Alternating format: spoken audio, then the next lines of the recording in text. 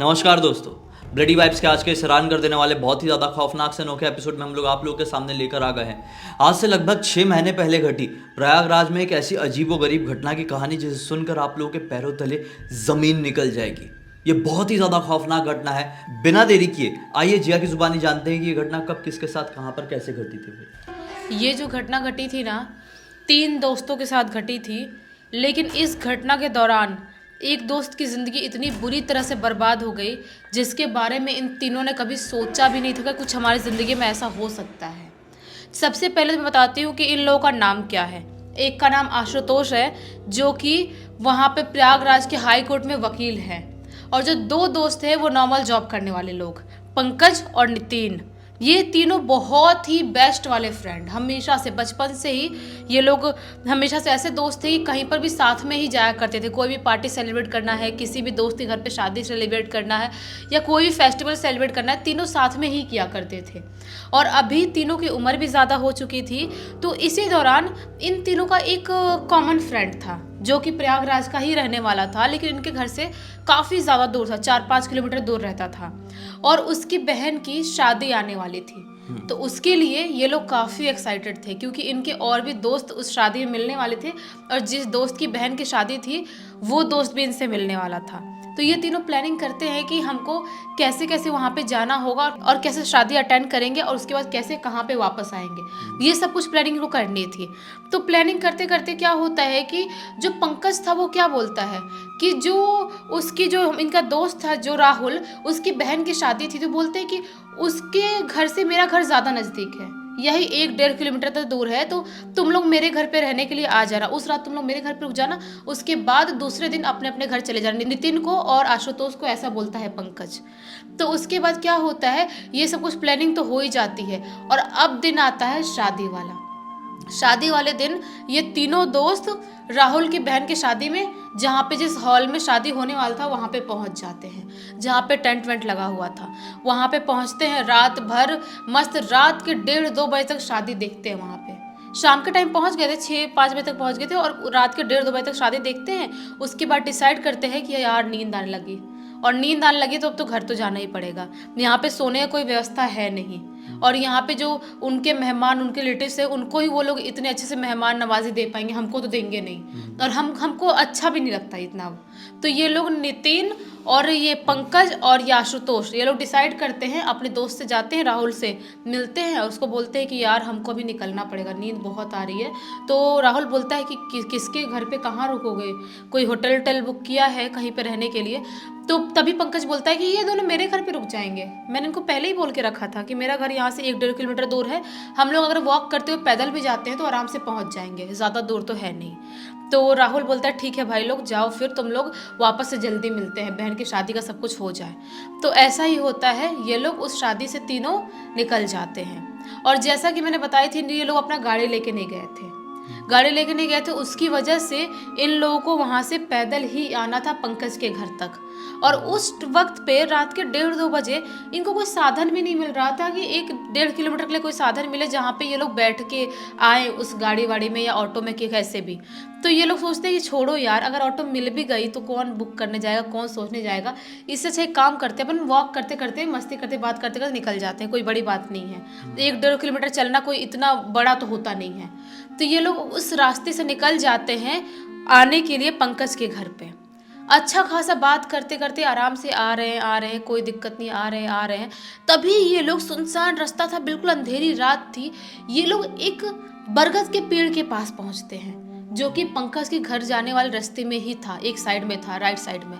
वहाँ पे पहुँचते हैं, उस पेड़ के पास पहुँचते तो ये लोग क्या पाते हैं तीनों, कि एक साधु बाबा है जो बहुत ही ध्यान से, मतलब तांत्रिक बाबा टाइप दिखाई दे रहे थे। वो ना बरगद के पेड़ को ऐसे घूर घूर के देख रहे हैं, ऐसे देख रहे हैं, नॉन स्टॉप ऐसे घूर घूर के आँख बड़ी बड़ी करके देख रहे हैं और मन में कुछ बोल रहे हैं। तो ये जो नितिन था ना, उसको बहुत क्यूरियोसिटी होती थी कोई भी चीज़ को लेके।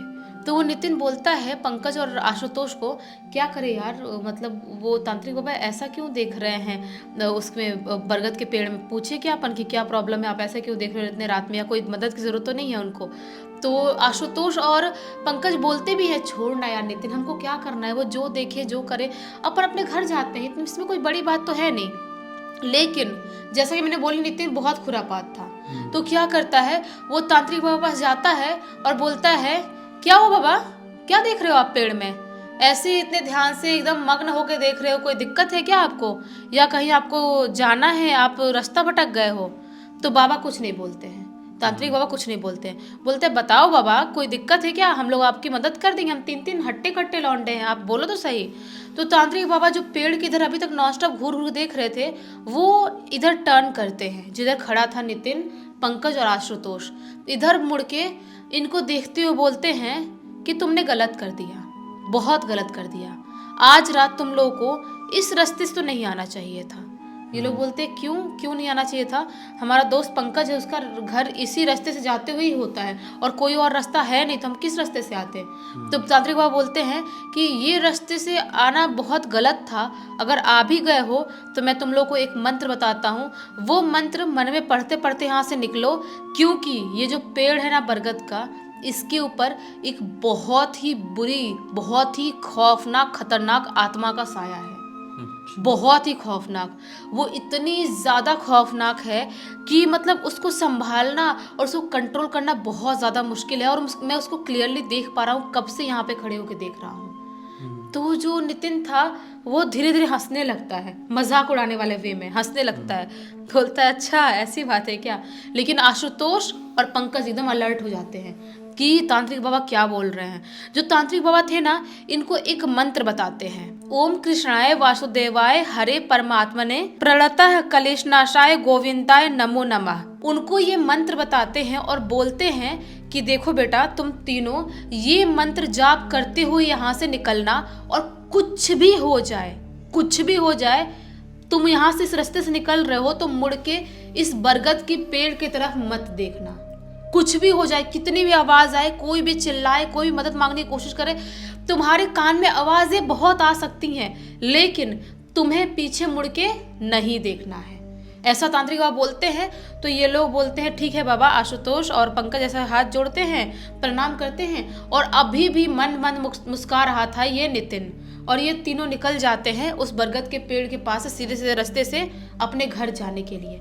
लेकिन जैसे ही 4-5 कदम आगे ये चला होगा नितिन, तभी अचानक से पीछे मुड़ता है, जैसे कि बाबा ने मना किया पीछे नहीं मुड़ना है, अचानक से पीछे मुड़ता है और जोर से चिल्लाते हुए, बहुत ही जोर से चिल्लाते हुए बोलता है क्या कोई आत्मा जिसके अंदर इतनी ताकत है, वो आए हमारा कुछ बिगाड़ के दिखाए, हम जानना चाहते हैं तुम कितनी ताकतवर हो, तुम तांत्रिक बाबा को डरा सकती हो, हमको नहीं डरा सकती।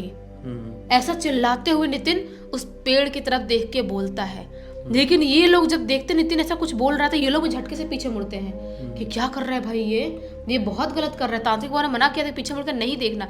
जैसे ही ये दोनों भी पीछे मुड़ के देखते हैं, पंकज और आशुतोष क्या पाते हैं कि बरगद के पेड़ के पास तांत्रिक बाबा तो नहीं है, लेकिन अचानक से, एकदम सडनली अचानक से एक ठंडी हवा का झोंका इन तीनों को बहुत जोर से टच करके गया, बहुत जोर से। और जो ठंडी हवा का झोंका था ना, उसके साथ साथ एक बहुत ही ज्यादा गंदी, एकदम वाहियात सी गंदी सी स्मेल भी इनके नाक में टच हुई। इतनी ज्यादा गंदी स्मेल थी वो, जैसा कि कोई जिंदा किसी को ऐसे भून दिया हो, ऐसी गंदी बदबू थी। इतनी गंदी बदबू थी कि आशुतोष और ये नितिन और ये पंकज तीनों अपना नाक दबाते हैं और वहां से निकल जाते हैं। बोलते हैं बाप रे क्या बदबू है, इतनी जोर से, कितनी गंदी बदबू क्यों आ रही है। और एक गलती किया, किसी भी चीज को टोकना नहीं चाहिए।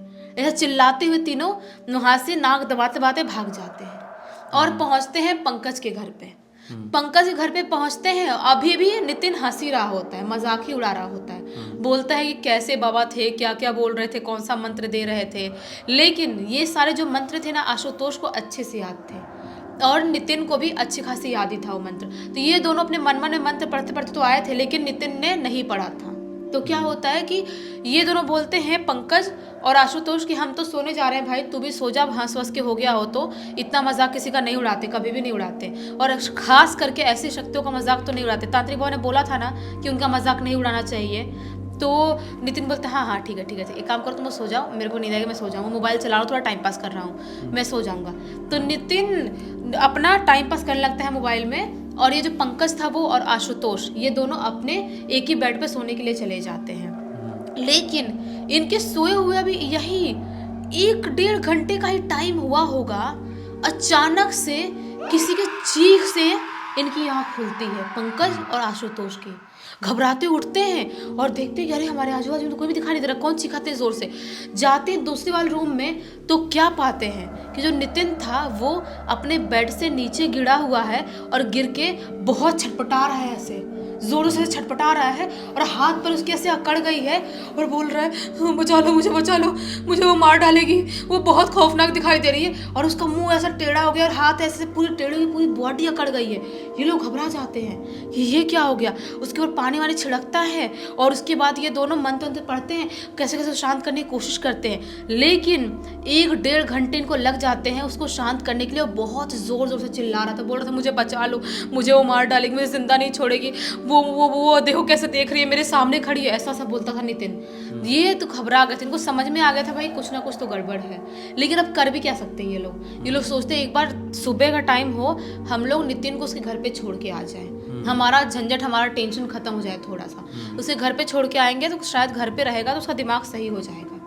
ये लोग ऐसे ही करते हैं, रात भर कैसे कैसे बैठ के उसके पास बैठ के पूरी रात बिता देते हैं। जैसे ही सुबह की पहली किरण आती है इनके घर में, ये पंकज, उसका एक गाड़ी था, बाइक था उसके पास, उस बाइक पे इसको बैठाता है नितिन को, और पीछे बैठता है आशुतोष, और उसको पकड़ के ले जाके उसके घर पे छोड़ आते हैं। उसके घर पे तो छोड़ आते हैं, लेकिन 3 दिन बाद कुछ ऐसी खबर मिलती है जिसके बारे में उन्होंने कभी इमेजिन तक नहीं किया था। 3 दिन बाद आशुतोष को कॉल आता है इसके नितिन के घर से, बेटा आशुतोष जल्दी से आ जाओ और पंकज को भी लेके आ जाओ, बहुत कुछ बुरा हो गया है और शायद हमारी ज़िंदगी, हमारा घर, सब कुछ बर्बाद होने वाला है। ऐसी खबर मिलती है। तो ये जो आशुतोष थे वो और पंकज दोनों घबरा जाते हैं, बहुत ज़्यादा घबराते हैं। लोग सोचते हैं हम करें तो करें कि हमको जल्दी जाना पड़ेगा, नितिन हमारा आखिरकार बेस्ट फ्रेंड, हमारा दोस्त है, उसी घर पे कोई मुसीबत आ गई है। ये लोग अपनी गाड़ी उठाते हैं और नितिन के घर पे पहुंच जाते हैं। नितिन के घर पे पहुंचते हैं और वहाँ का माहौल देखते हैं तो हक्के बक्के रह जाते हैं। वहाँ का माहौल ऐसा था कि उन्होंने नितिन को बांध के रखे थे, इतनी मोटी मोटी रस्सी से बांध के रखे थे, क्योंकि वो बहुत ही ज़्यादा चिल्ला रहा था, बहुत ही ज़्यादा सिर विर पटक रहा था, खुद के हाथ पैर में कट के निशान आ गए थे, सिर विर फुटा हुआ था, उसका बंधा हुआ था दुपट्टा उपट्टा से घर पे, और उसकी हालत इतनी ज़्यादा ख़राब थी जैसे कि एक जानवर की हालत हो गई हो, ऐसी हालत उसकी हो गई थी। तो आशुतोष घबराते हुए उसकी मम्मी से पूछता है, क्या हुआ आंटी, नितिन की ऐसी हालत क्यों हो गई है? तो उसकी मम्मी बताती है कि बेटा, जिस दिन से तुम लोग यहाँ पे इसको छोड़ के गए हो, उस दिन के बाद से ये चीखते हुए चिल्लाते हुए बोलता है, मम्मी मम्मी मुझे बचा लो, पापा मुझे बचा लो, वो औरत देखो, काली साड़ी वाली औरत, और उसकी इतने लंबे बाल है, इतनी खौफनाक शक्ल है, वो मेरे सामने खड़ी है, मुझे मारने की कोशिश कर रही है, मुझे जिंदा नहीं छोड़ेगी, मम्मी मेरे सीने बैठ गई। ऐसे बॉडी अकड़ा लेता है और चिल्लाने लगता है और खुद का सिर विर पटकने लगता है, हाथ पैर तोड़ने लगता है। उसका हम लोग ट्रीटमेंट इतना करवा रहे हैं, 3 दिन से अलग अलग डॉक्टर को दिखा रहे हैं, लेकिन वो ठीक ही नहीं हो रहा है, पता नहीं क्यों पागल जैसी हरकत कर रहा है। तो जो आशुतोष और पंकज थे उसकी नितिन की मम्मी को बताते हैं, बोलते हैं कि आंटी हो सकता है उस रात हमारे साथ ये सब कुछ हुआ, कुछ तो प्रेत बाधा या कुछ तो प्रॉब्लम हुई है इसकी लाइफ में। एक काम करो, आप इसको किसी तांत्रिक बाबा को दिखाओ या तो किसी पंडित जी को आप जानते हो दिखाओ। तो इसकी मम्मी बोलती है, पता नहीं बेटा, मुझे तो पता ही नहीं है, एक काम करो तुम लोग भी पता करो, मैं भी रिश्तेदारी में फ़ोन करती हूँ और पता करवाती हूँ कि कोई है क्या, कोई बाबा वाबा जिनको दिखाना चाहिए। ये लोग अलग अलग मंदिर, अलग अलग बाबा के पास, अलग अलग तांत्रिक के पास लेके जाते हैं। पूरे 1 महीने तक ट्रीटमेंट भी चालू था, लेकिन नितिन, उसकी जो हालत थी ना, उसमें 1 बूंद भी सुधार नहीं आता है। उसकी हालत और ज़्यादा बिगड़ गई थी। वो खाना पीना टोटली उस दिन से ही छोड़ दिया था, जिस दिन इन लोगों ने उसे घर पे छोड़े थे, उस दिन से खाना पीना छोड़, जबरदस्ती उसके मुंह में पानी डालते हुए तो उल्टी कर देता था, बिल्कुल एकदम, ये बोलते ना कंकाल, एक स्केलेटन बन गया था बिल्कुल। डिहाइड्रेशन भी हो गया होगा। बिल्कुल स्केलेटन में उसकी आंख काली, मुंह काला पड़ गया, पूरा नीला पड़ गया है वो। 1 महीने तक सफ़र करने के बाद, अलग-अलग मंदिर ले जाने के बाद, अलग-अलग बाबा के पास, अलग-अलग पंडित के पास ले जाने के बाद भी वो ठीक नहीं हो पाता है। और एक दिन शाम के वक़्त वहाँ पे आशुतोष, पंकज और उसके और भी दोस्त, सारे उसके रिश्तेदार सब मौजूद थे। वहाँ पे वो पड़ा हुआ था, ज़ोर से चिल्लाता है, बोलता है, मम्मी वो मेरे सीने पे खड़ी हो गई है, मेरा गला दबाने की कोशिश कर रही है, पापा मुझे बचा लो। ऐसा चिल्लाता है और अचानक से उसका मुंह ऐसे अकड़ता है और अकड़ के तुरंत वहीं पे ख़त्म हो जाता है। ख़त्म हो जाता है। हाँ। कुछ भी किसी को समझ में नहीं आता, घर पे रोना मच जाता है।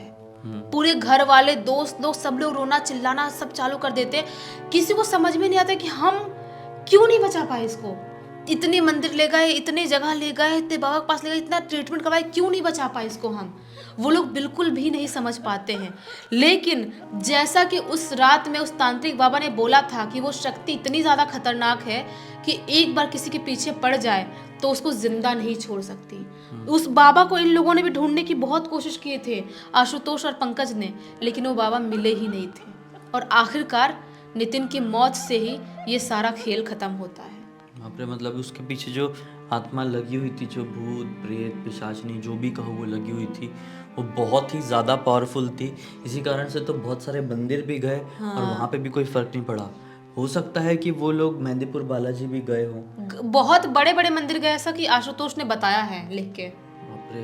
बहुत बड़े बड़े जगहों पे गए, लेकिन कोई भी एक बूंद भी फर्क नहीं पड़ा। बोलते ना, कुछ कुछ आत्मा इतनी ज़्यादा पावरफुल, इतनी ज़्यादा स्ट्रांग होती है कि आप कुछ भी कर लो। जैसे एमिली रोज का था, बहुत सारे लोगों का हुआ है, अपने इंडिया में बहुत सारे कांड हुआ है। कुछ भी कर लो, वो आपकी बॉडी का पीछा नहीं छोड़ती है। आपकी मौत होती है तभी वो आपकी बॉडी का पीछा छोड़ती है। सही बात है। मतलब ऐसी शक्तियों को कभी गलती से भी हमको चैलेंज नहीं करना चाहिए, क्योंकि हमें बिल्कुल भी अंदाज़ा नहीं है कि हम अपनी नादानी में चैलेंज कर दें और वो हमारे लिए कितना ज़्यादा नुकसानदायक हो सकता है हमारे साथ साथ हमारे पूरे परिवार की ज़िंदगी बर्बाद हो जाए। तो ऐसी चीज़ों से हमेशा बच के रहना, 10 हाथ दूर ही रहना। उम्मीद करते हैं कि आज की इस कहानी के ज़रिए आप लोगों को बहुत अच्छी सीख मिली होगी। अब तक इस वीडियो को देख लिए तो लाइक ज़रूर कर देना, चैनल को सब्सक्राइब करके बेल आइकन दबा के ऑल के ऑप्शन में क्लिक करना है, क्योंकि इसी तरह के हैरान कर देने वाले खौफनाक वीडियोस डेली आप लोगों के सामने लेके आते रहते हैं। इंस्टाग्राम की लिंक इस वीडियो के डिस्क्रिप्शन बॉक्स में मिल जाएगी, क्लिक करके डायरेक्टली वहाँ पर पहुँच जाना। और इसी तरह की कोई भी कहानी, टॉपिक या जानकारी आप लोगों के पास भी है तो लिख भेजना। हो सकता है हमारा अगला वीडियो कल आप लोगों के हिसाब से ही बन रहा हो। हमारे गेमिंग चैनल ब्लडी सत्य गेमिंग और शायला गेमिंग दोनों की लिंक वीडियो के डिस्क्रिप्शन बॉक्स में मिल जाएगी। गेमिंग देखने का, खेलने का शौक है तो वहाँ पे भी जुड़ जाना, वहाँ पे भी अलग ही तरह का मनोरंजन मिलेगा। बाकी हम तो वापस से बिल्कुल इसी अंदाज में कल यहाँ पर मिल ही रहे हैं। तब तक के लिए बहुत बहुत धन्यवाद। आप लोगों का दिन शुभ हो।